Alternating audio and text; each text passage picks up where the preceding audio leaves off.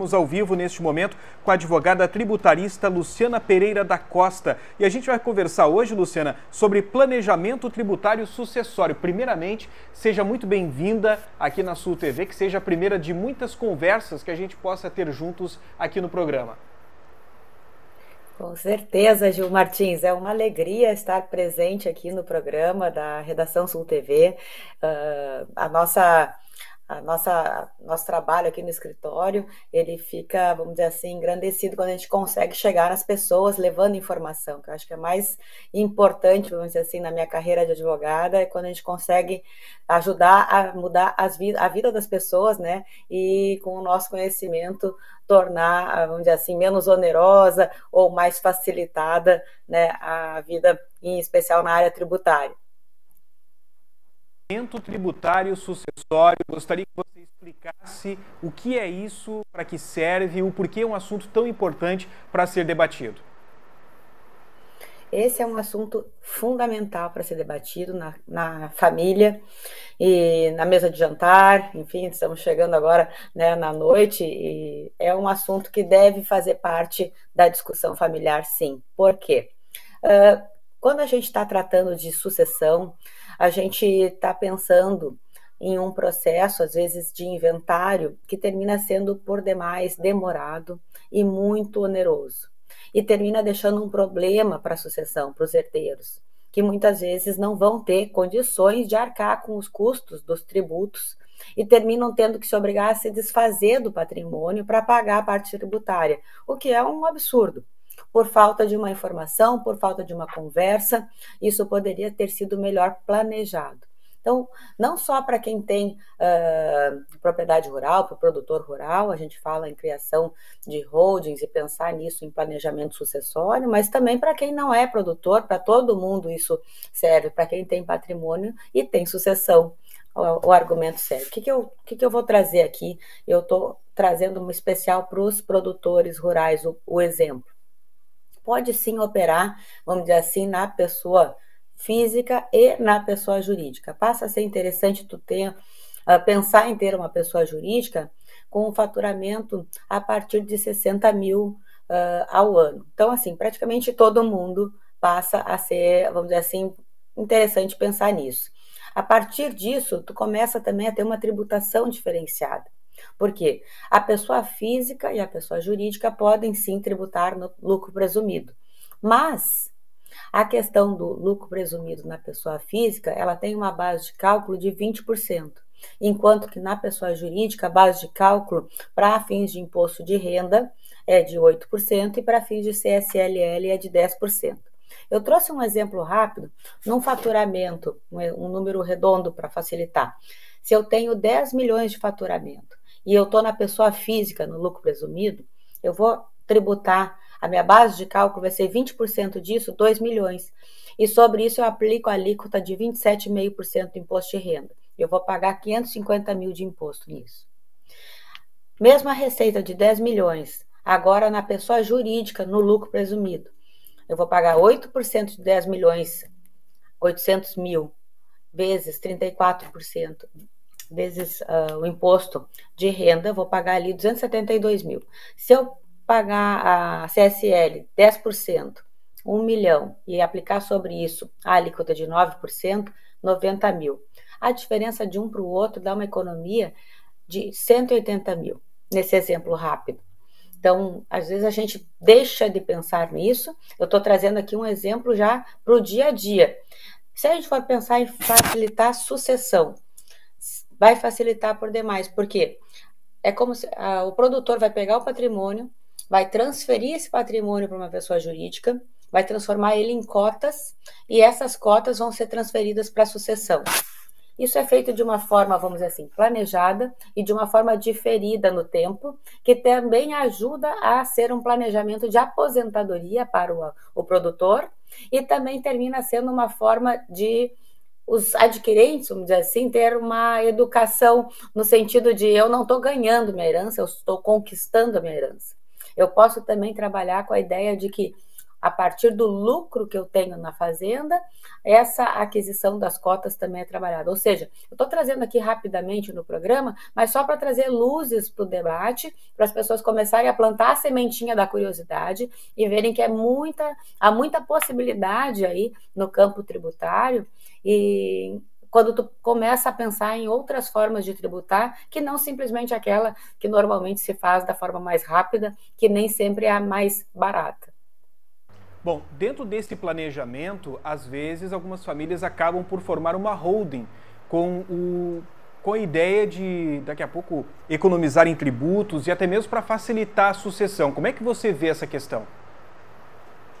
Isso, é isso mesmo. Quando eu falo em criar uma holding, a gente está falando ali na criação de uma pessoa jurídica. A criação da pessoa jurídica passa por essa etapa, vamos dizer assim, inicial. O patrimônio do existente já, ele entra na pessoa jurídica, na holding criada, ele pode entrar de duas formas, ou pelo valor declarado já no imposto de renda, ou pelo valor de mercado. E aí que está a grande vantagem da holding. Ele entrando pelo valor declarado, os herdeiros, vamos dizer assim, os adquirentes, eles também vão adquirir pelo mesmo valor declarado, valor histórico, vamos chamar assim, não havendo ganho de capital. Também não vai haver incidência do ITBI se for respeitado o artigo 152, parágrafo 2º da Constituição, que diz que não pode ter finalidade de compra e venda, locação ou arrendamento de imóveis, a holding criada. A holding criada vai ser para fins de, vamos dizer assim, da produção da fazenda, da continuidade dos negócios, e não necessariamente para fins de compra e venda. Então, também, respeitando esse artigo, não incide o ITBI. Não temos o imposto de renda de ganho de capital nesse primeiro momento. Então, a gente já começa a ver bastante vantagem, né, sobre a transferência. Eu estou trazendo aqui alguns pontos. Esse tipo de trabalho, esse tipo de processamento através de holding, ele tem algum tipo de risco? Com certeza, Gil. Ele tem risco se for, vamos dizer assim, feito de uma forma que não reflita a realidade, o que a Fazenda vai chamar de simulação. Se realmente não acontecer, vamos dizer assim, não houver o cuidado que os adquirentes tenham condições de adquirir esse patrimônio, o que pode, vamos dizer assim, ser feito até com o lucro da fazenda, mas tem que ser bem feito.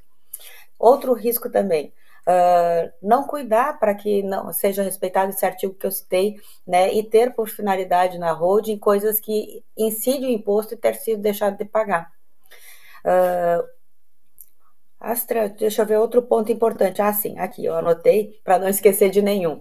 O regime de casamento de quem vai adquirir, para fins de conhecimento. Se eu estou fazendo a transmissão do patrimônio para os meus sucessores, através de uma holding, quando eu estou transmitindo essas cotas e eles estão adquirindo, é um processo de compra e venda, e não de doação. Por isso, não vai incidir ali, nessa etapa, o ITCMD.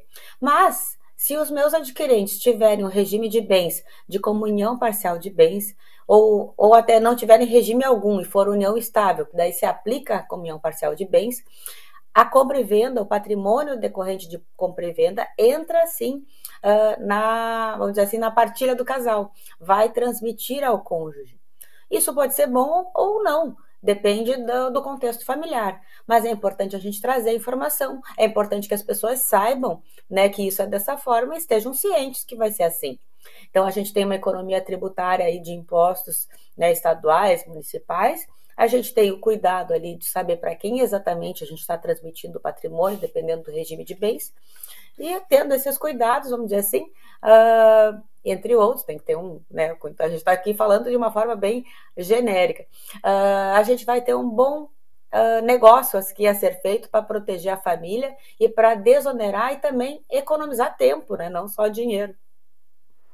Bom, o assunto do momento é reforma tributária. Ela está para ser votada muito em breve. Há uma grande discussão em todo o nosso país. Inclusive, nesta semana, nós estivemos entrevistando aqui no programa o presidente da Federação falando sobre isso, trazendo a sua opinião sobre este assunto.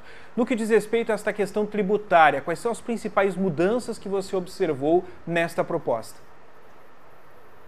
Queria trazer um ponto, até parabenizar pela entrevista, foi muito boa, do presidente da Federação, e trazer um ponto que está passando ali um pouco desapercebido, né, e que tem a ver com o tema que a gente está falando aqui, que é de sucessão, de herança. Está trazendo ali, no texto da reforma, duas alterações sobre a questão da herança.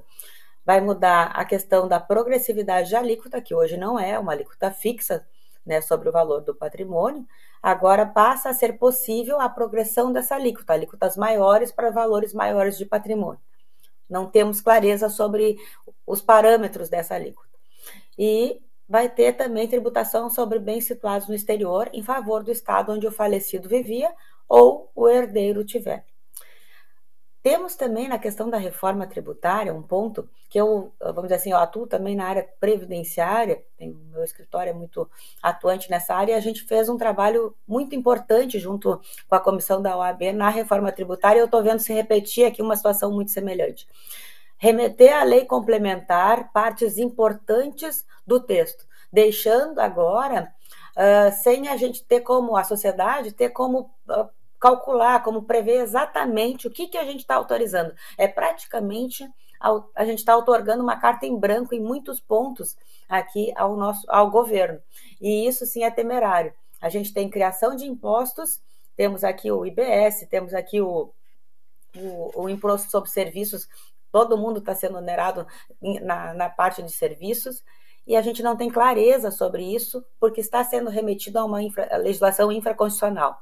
Quando a gente teve a reforma da Previdência, da mesma forma, tivemos muitas expressões de lei complementar nos artigos. E o que aconteceu depois?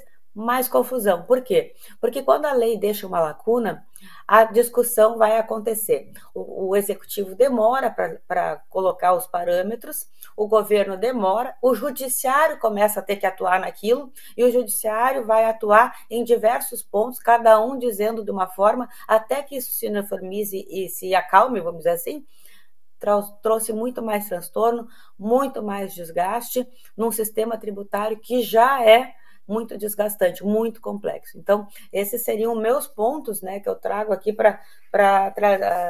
sobre a legislação tributária que está aí para ser votada de uma forma assodada, e tendo visto a votação da reforma da Previdência se repetindo nesse aspecto aqui, e vendo lá a consequência que teve lá, a consequência provável que a gente vai ter aqui. Bom, para a gente finalizar, as palavras ditas pelo presidente da Federação é que estaríamos, né, aprovando essa reforma tributária, dando um cheque em branco para o governo. Você concorda com esta afirmação? Como é que você percebe isso? Concordo plenamente. No texto que a gente está tendo ali para discussão, são 51 vezes que aparece a expressão lei complementar. Ou seja, a gente está realmente trazendo um texto genérico que não nos dá os parâmetros, está aumentando a carga tributária, está criando tributos, está criando fundos para depois de redistribuir renda, ferindo o pacto federativo, sim, porque com certeza os municípios vão ser prejudicados, tanto que eles já estão se manifestando contrários a essa reforma, porque eles estão sentindo que não vai, vamos dizer assim, manter a renda deles como tem hoje, e o cidadão vive no município, ali que a gente percebe, vamos dizer assim, o serviço público sendo prestado. A gente vai perceber realmente que vai faltar dinheiro, e a gente não tem clareza sobre quanto exatamente. O governo se defende dizendo que não vai aumentar a carga, que está só redistribuindo, mas a gente não tem clareza, o texto não é claro, não teve debate suficiente. Dizer que a gente vem debatendo a reforma tributária há 30 anos, 20 anos, não é verdade. Esse texto que está sendo votado não foi discutido. Luciana Pereira da Costa, advogada tributarista, obrigado pela sua disponibilidade em conversar conosco. Acho que esclarecendo muito bem, né, esses temas tributários para quem está nos assistindo. Muito obrigada, Gil Martins. É uma alegria participar do programa, né? O pessoal que assiste o nosso programa aí, que fique, vamos dizer assim, à vontade também, se tiver sugestões de pauta. Eu espero ter agradado e voltar mais vezes no programa, que para mim é muito bom.